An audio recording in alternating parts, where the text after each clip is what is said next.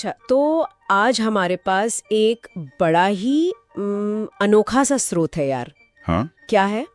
इसके शीर्षक में लिखा है अमीन सयानी की एनआई एक्ट सेक्शन 138 गाइड से कुछ अंश। अरे, सेक्शन 138 और अमीन सयानी, ये कैसा मेल है? वही तो मैं कह रही हूँ। अब देखो, सेक्शन 138 तो पता ही है, वो नेगोशिएबल इंस्ट्रूमेंट्स एक्ट वाला, चेक बाउंस वगैरह के मामले में। हाँ, वो तो है। पर ये गाइड, मतलब इसमें सीधे कानून की बातें नहीं है क्या? नहीं, बिल्कुल नहीं। इसमें वो कानूनी जानकारी नहीं है दोस्त।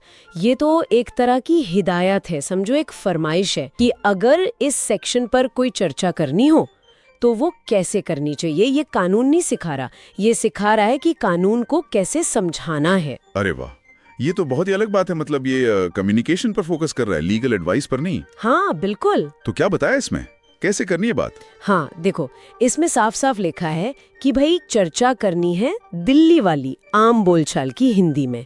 अच्छा, मतलब आसान भाषा में। एकदम आसान, कोई मुश्किल कानूनी शब्द, वो जो जार्गन होते हैं ना, वो सब इस्तेमाल नहीं करने। और एक मजेदार बात सुनो, समझाने का तरीका रिचर्ड फाइनमैन जैसा होना चाहिए। फाइनमैन? वो फिजिसिस्ट? कमाल है। मतलब मुश्किल चीजें आसान करके समझाना। हाँ, वही वाली तकनीक। किसी भी बात को इतना सरल कर दो कि कोई बच्चा भी समझ जाए। हाँ हाँ, समझ गया। लेकिन इसमें कुछ पेंच भी बताया होगा। बिल्कुल, जिक्र तो फाइनमैन का है, पर यह भी लिखा है कि देखो भाई, साइंस या फिजिक्स के उदाहरण मत देना। क्यों? क्योंकि बात कानून की हो रही है, तो तरीका फाइनमैन वाला रखो, पर उदाहरण ऐसे दो जो रोजमर्रा की जिंदगी से जुड़े हों, दिलचस्प हों। अच्छा अच्छा, ये बात हुई। और वो अमीन सयानी वाला क्या चक्कर है? उनके नाम का क्या मतलब? हाँ, वो भी है। कहा है कि बातचीत का लहजा, जो टोन है, वो थोड़ा अमीन सयानी जैसा हो। क्या बात है, मतलब वो भाइयों और बहनों वाला अपनापन, वो गर्मजोशी। हाँ, शायद वही, वो भरोसेमंद आवाज, वो अंदाज जिससे लोग एकदम कनेक्ट करते थे। सोचो, कानून की बात उस तरह से बताई जाए। ये वाकई बहुत सोचने वाली बात है।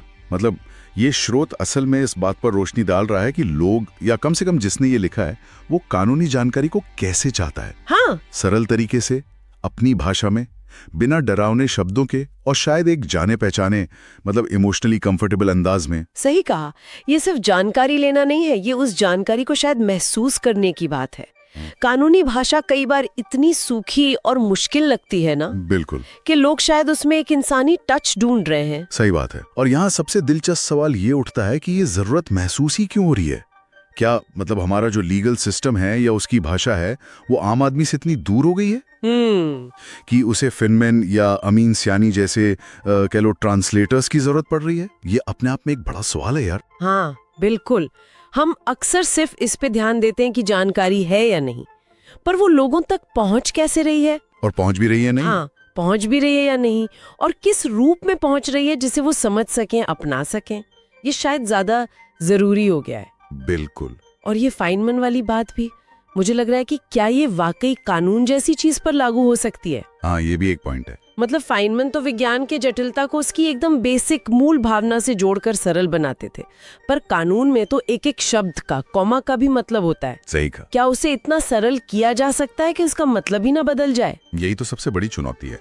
देखो, सरलीकरण और सतहीकरण, मतलब सिंप्लीफिकेशन और ओवर सिंप्लीफिकेशन, इसके बीच एक बहुत पतली सी लाइन होती है। हाँ, जानकारी को आसान बनाना, एक्सेसिबल बनाना बहुत जरूरी है, लेकिन क्या इस कोशिश में उसकी जो गहराई है या जो उसकी सटीकता है, वो कहीं खो तो नहीं जाएगी? खासकर कानून के मामले में। हाँ, खासकर कानून में, जहाँ एक छोटी सी गलतफहमी के भी बड़े नतीजे हो सकते हैं। वो अमीन सयानी वाला अंदाज सुनने में बहुत अच्छा लग सकता है, पर क्या वो कानूनी सलाह देने के लिए सही टोन है? शायद ये स्रोत जो है, वो जानकारी देने वाले के लिए एक क्रिएटिव चैलेंज पेश कर रहा है कि भाई करो इसको आसान, पर सही भी रखो। तो मतलब आज की जो हमारी बातचीत हुई, वो सीधे सेक्शन 138 के कानूनी पहलुओं पर तो नहीं हुई। नहीं, वो तो हुई नहीं, क्योंकि हमारे स्रोत में वो था ही नहीं। पर हमने ये समझा कि जानकारी, खासकर जो जटिल जानकारी होती है, उसको पेश करने का तरीका कितना मायने रखता है। हाँ, और लोग उसे कैसे पाना चाहते हैं, ये भी। बिल्कुल। और ये हमें इस सोच के साथ छोड़ जाता है कि क्या ये जो एक चाहत दिख रही है जटिल विषयों को लोकप्रिय बनाने की, सरल बनाने की, जिस स्रोत में झलकती है, हाँ, क्या ये हमेशा सीखने वाले के लिए फायदेमंद ही होती है?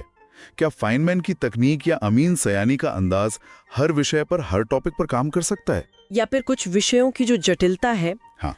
उसे उसकी पूरी गहराई में समझना ही जरूरी है, चाहे रास्ता थोड़ा मुश्किल ही क्यों ना हो। बिल्कुल, इस पर वाकई सोचने की जरूरत।